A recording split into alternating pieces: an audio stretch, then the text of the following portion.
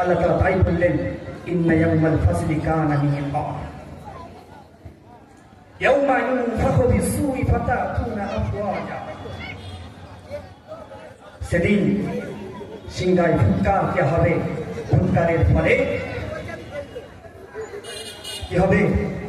আসমানটা খুলে দেওয়া হবে, আর সেখানে আমরা দেখতে পাবো দরজা আর দরজা। তারপরে কি হবে?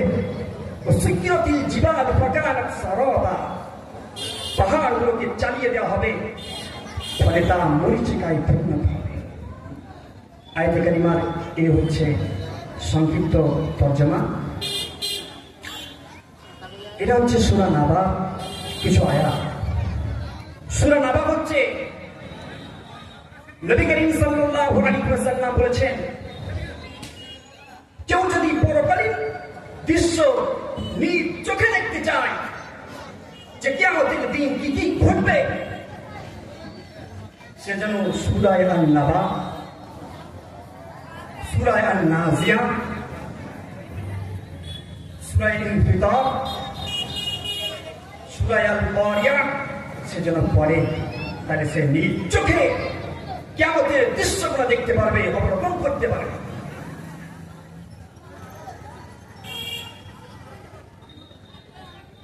আল্লাহ রাব্বুল আলামিন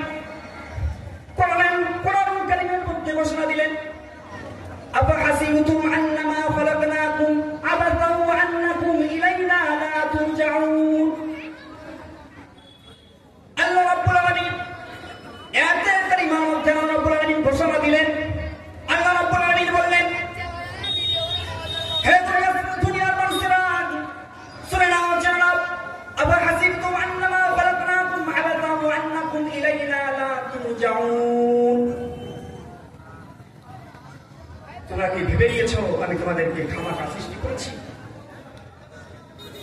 তোমাদেরকে আমার কাছে ফিরে আসতে হবে না? তোমরা কি এটি মনে করে নিয়েছো যে আল্লাহর কাছে আমাদেরকে আর ফিরে যেতে হবে না? এটা কি তোমরা ভেবে নিয়েছো?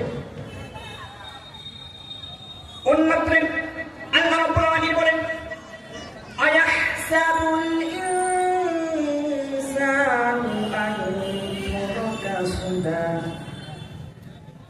এর মধ্যে আল্লাহ বললেন, তোমরা কি এটা ভেবে